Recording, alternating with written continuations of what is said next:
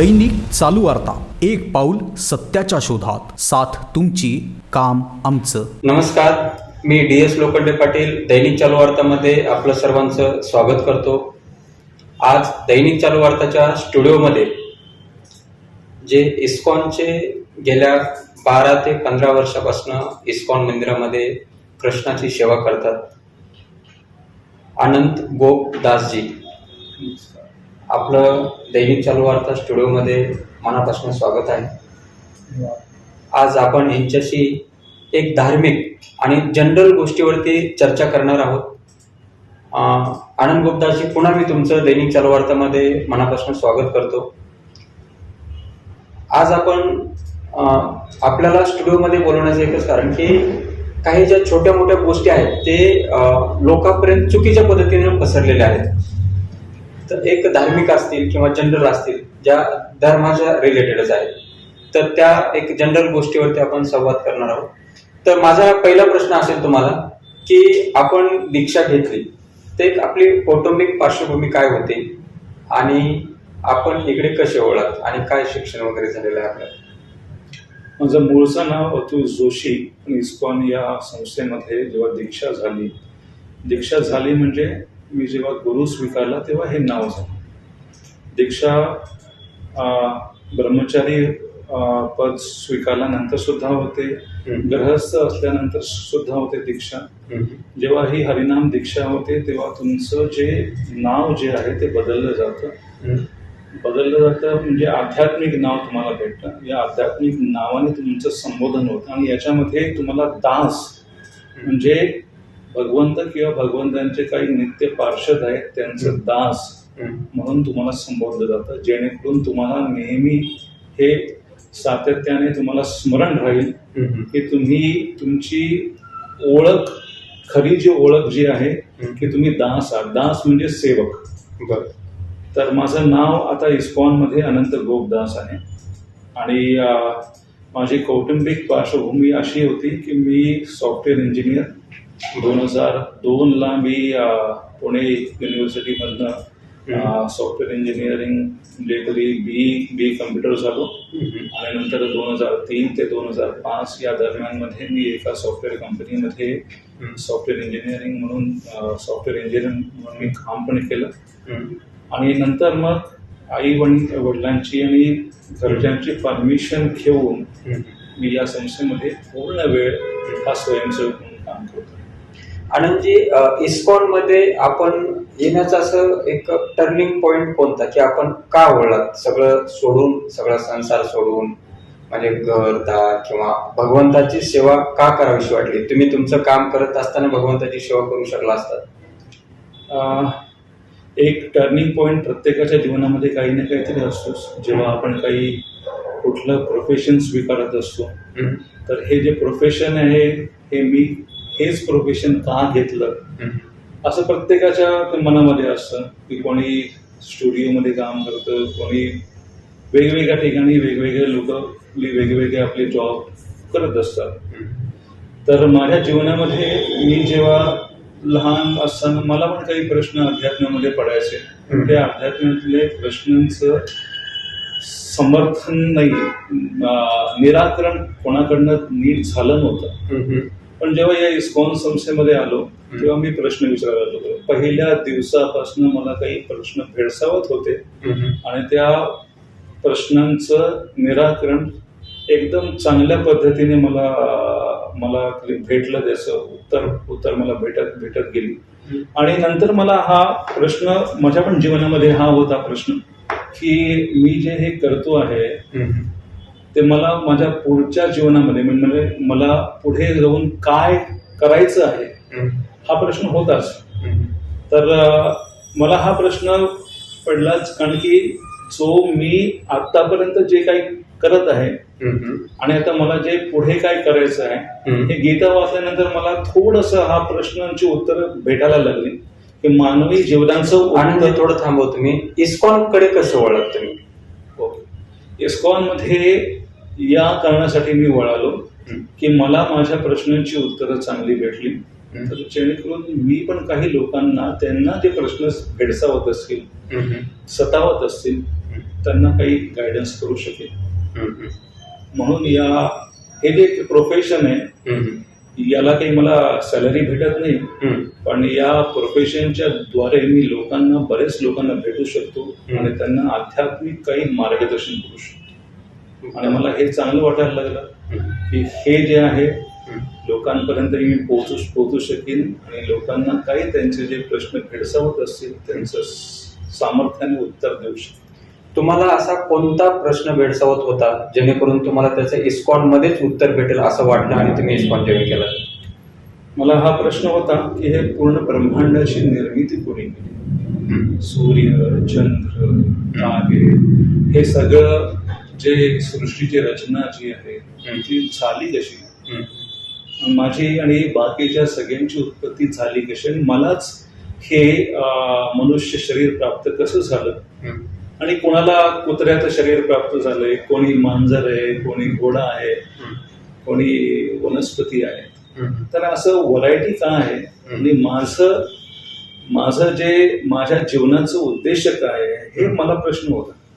तर इस्कॉन मध्ये आल्यानंतर मी काही लोकांना, माझ्या वरिष्ठ लोकांना हे प्रश्न विचारत होतो.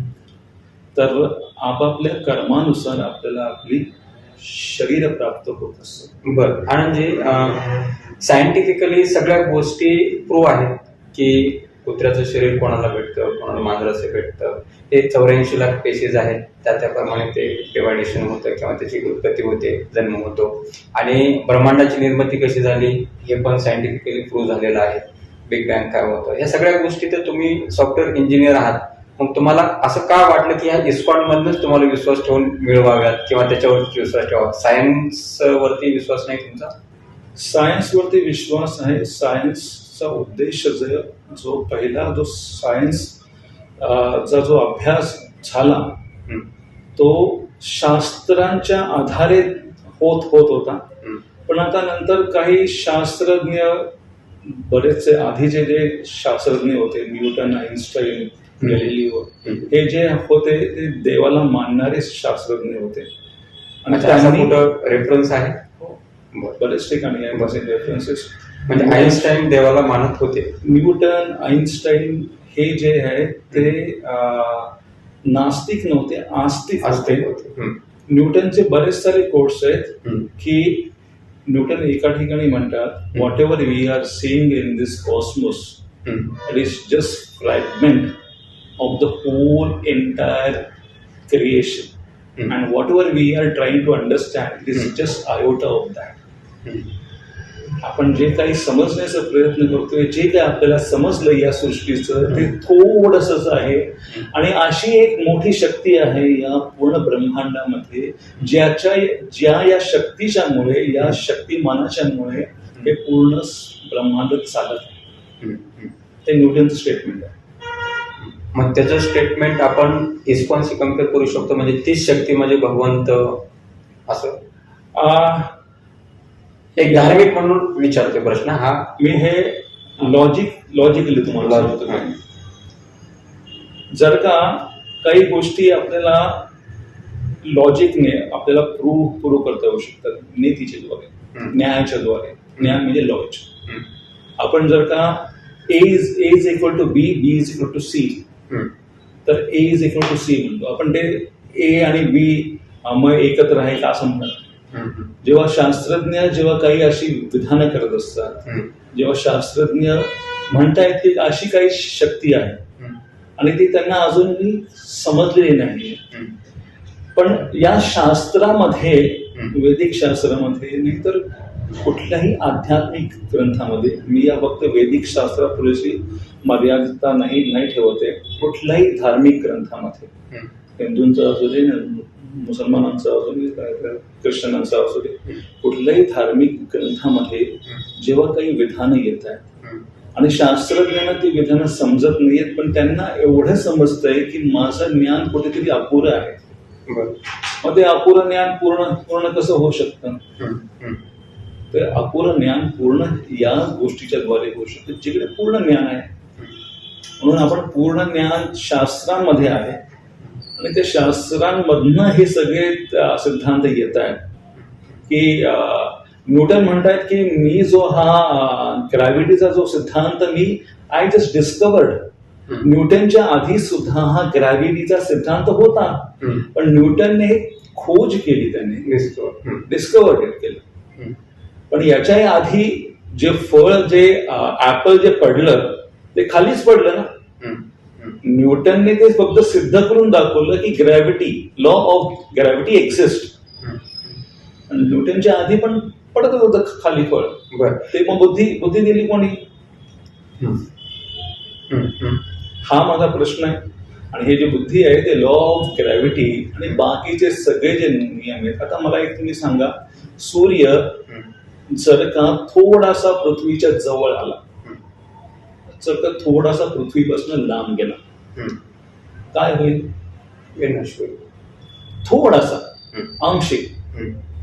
तर इथं गीता आणि वेदांमध्ये काही सांगितलेलं आहे की सूर्य आणि चंद्र माझ्या भयामुळे, माझ्या आदेशामुळे ते बरोबर ऑर्बिट मध्ये फिरत आहे, असं गीतेमध्ये आहे.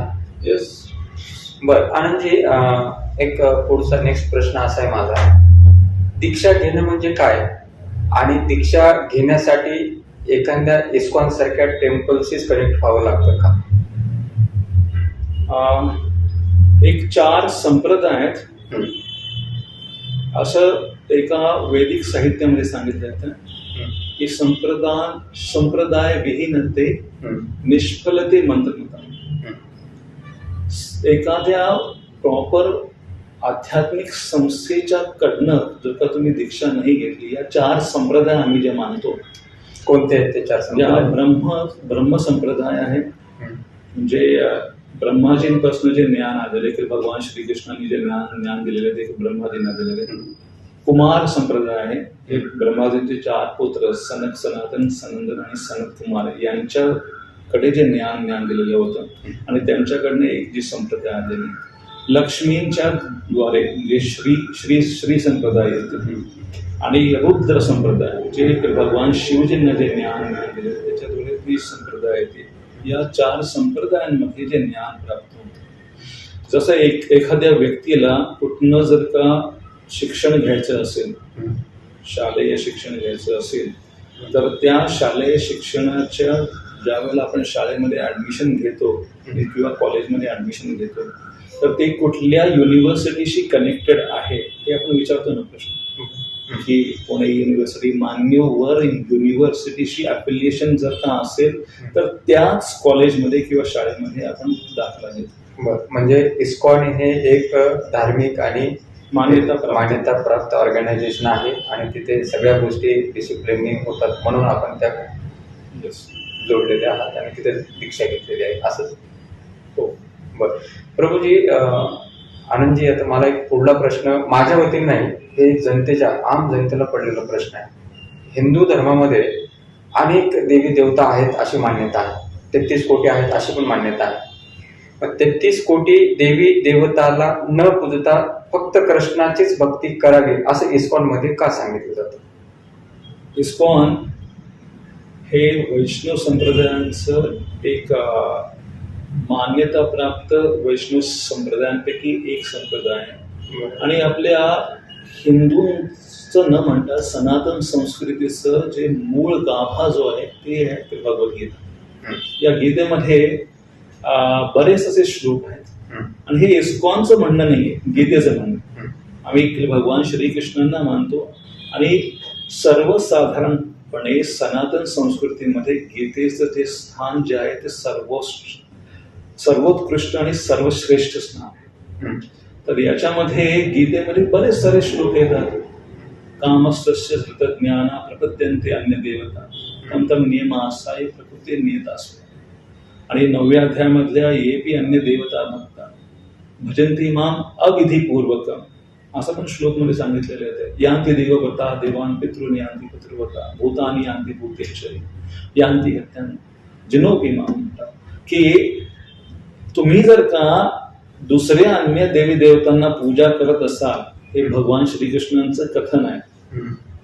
ते म्हणतात की तुम्ही माझी पूजा अविधीपूर्वक करत आहात. अल्टिमेटली तुम्ही माझीच पूजा करता आणि त्यांच्याकडनं जे तुम्हाला फल प्राप्त होत आहे ते पण माझ्याकडनंच होत आहे तुम्हाला फल प्राप्त. म्हणून आणि कामच तसे वृत ज्ञान प्रपद्यंते अन्य देवता. तुम्हाला काही शॉर्ट टर्म गोल्स पाहिजे असतात. जसं आपण आपल्या आई वडिलांना काही चॉकलेट मागतो, आज मागितलं, उद्या मागितलं, परवा भेटेल का आपल्याला? आई वडील काय म्हणतील? दात खेळतील तुमचे. पण हे जर का तिसऱ्या दिवशी आपण जर का काका नाहीतर मामाला मागितलं तर ते एवढं विचार करत नाही, त्याचे दात किडतील.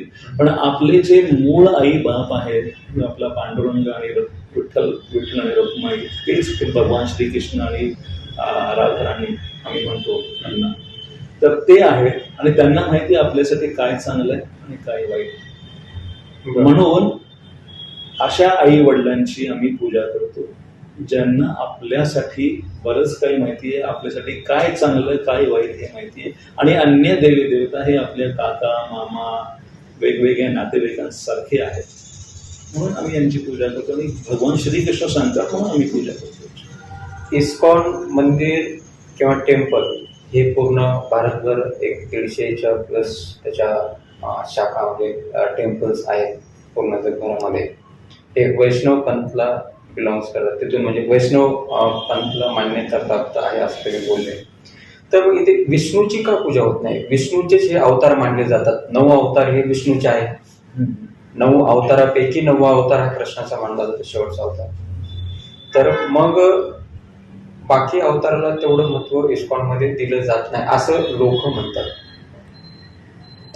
ही समजूत थोडीशी चुकीची आहे, कारण की आमच्या मंदिरांमध्ये रामनवमी पण साजरी होते, नरसिंह जयंती पण साजरी होते आणि वेगवेगळे उत्सव पण साजरे होतात. जवळजवळ वर्षभरामध्ये 15हून जास्त उत्सव साजरे केले जातात. हां, पण जर का तुम्ही विचार केला तर तत्वाने भगवान श्रीकृष्ण जे ब्रह्मसंहितेतला पहिला श्लोक आहे, ईश्वर परम कृष्ण सच्चिदानंद विग्रह अनादिरादिर गोविंद सर्व कारण कारण. हे सर्व कारणांचे कारण आहेत, सर्व देवी देवतांचे सर्व अवतारांचे पण कारण आहे. जे अवतार झालेले आहेत, रामादि मूर्ती शुक्ला नियमेन तिष्ठा नानावतार मकरोध भुवनेषु किंतु कृष्णा स्वयं समभवत परम पुमान्य गोविंद मादि पुरुषम तमहं भजामि. हे ब्रह्मसंहितेतलं वाक्य. म्हणजे काय याचा अर्थ? रामादि मूर्ती शुक्ला नियमेन तिष्ठा. राम आणि आदि, रामादि मूर्ती शुक्ला नियमेन तिष्ठा नानावतार मकरोध भुवनेषु किंतु. असे नाना अवतार झालेले आहेत. कृष्ण स्वयं समभवत परम पुमान्यो. कृष्ण हे अवतार नाही आहेत, हे अवतारी आहेत. हे कोण म्हणते? ब्रह्मदेव म्हणतात. या ब्रह्मदेवांचं वाक्य आम्ही मानतो आणि या ब्रह्मदेवांचं वाक्यच हे गीतेमध्ये पण सांगितलेले बऱ्याच ठिकाणी, मी अवतार नाही, मी अवतारी आहे. मला तुम्ही अवतारांपैकी जे रामादि मूर्ती शुक्ला असं नका म्हणू. मी माझ्या मर्जीने येतो आणि माझ्या जेव्हा पण भक्तांवरती संकट येतं तेव्हा मी येतो. बर. एक धार्मिक एक तास किंवा धार्मिक गोष्ट तुम्ही एक हे करताय, फॉलो करताय, ते हिंदू धर्माची तुम्ही एक काय म्हणता येईल त्याला आपण, एक प्रसार करताय थोडक्यामध्ये. तर बाकी धर्माला जर कम्पेअर केलं तर हिंदू धर्म आणि बाकी धर्मामध्ये ह्याचा सगळ्याचा जो सार आहे, ख्रिश्चन असेल, कुराण असेल, बायबल असेल, भगवद्गीता असेल, अन्य कोणते ग्रंथ असेल, याच्यामध्ये असा कुठं सार मिळतो का की जी आता आपण याच्या अगोदर डिस्कस केलं की आईन्स्टाईनने सांगितलं होतं की अशी कोणती एक शक्ती आहे त्याच्यामुळे ही सगळी निर्मिती आहे, हे आपण पाहतोय ते काहीतरी एक शुल्क आहे. तर तुम्हाला काय वाटतं, ह्या सगळ्या धार्मिक ग्रंथाचा सार एकच आहे का आपल्या आपल्या पद्धतीनं मांडणी केलेल्या गोष्टी आहेत? धर्म म्हणल्यानंतर फक्त हे हिंदू, मुस्लिम, शीख नाहीतर ख्रिश्चन हे धर्म नाही आहेत. धर्मम तो साक्षात भगवत प्रणीतम ही वाक्य आहे त्याची. धर्मम तो साक्षात भगवत प्रणीतम म्हणजे भगवंतांनी जे सांगितलेलं आहे ते आपल्या जीवनामध्ये पालन करणं हे आहे धर्म. ही धर्माची व्याख्या सांगता येऊ शकतो. म्हणून आपण जे नामकरण जे केलेलं आहे ते आपण चालू रूढींनी परंपरेनुसार जी संस्कृती लोकांनी अडॉप्ट केली, वेशभूषा, केशभूषा, पद्धती, त्यानुसार आपण धर्म बनवायला सुरुवात केली. पण मूळ जो धर्म आहे, तुम्हाला जो पटला, जो तुम्हाला वाटला की एक अल्लाह आहे, त्यामुळे त्या अल्लाहने जे सांगितलेले ते तुम्ही पालन करा. कोणी म्हणते जेहोवा म्हणते, तर जेहोवा त्यांचे जे आदेश आहेत ते तुम्ही पालन करा. आणि हे आदेशांमध्ये तफावत जास्त येणार नाही. अच्छा, म्हणजे सार एकच असू शकतो का? सार एकच असू शकतो आणि एकच आहे की भगवंताला शरण जावे आणि भगवंतांची भक्ती करणं हा एक सार. म्हणून आपले पण थोर साधू संत पण म्हणतात की एकच धर्म आहे, तो आहे की भगवंतांना शरण जावं.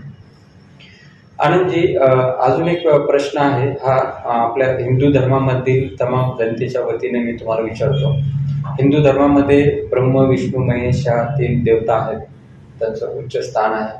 ते सगळे वेगवेगळ्या ह्यानी, म्हणजे विष्णू आहेत तर वैष्णवपंथ म्हणलं जातं, महादेव आहेत तर त्यांचं एक वेगळं पंथ आहे, ब्रह्मदेवाचं तुम्ही सांगितलं कोणतं एक वेगळं पंथ. पण ह्याच्यामध्ये तुम्हाला जर मी विचारलं तर सर्वश्रेष्ठ कोणाची पूजा करावी, तर तुम्ही काय सांगाल?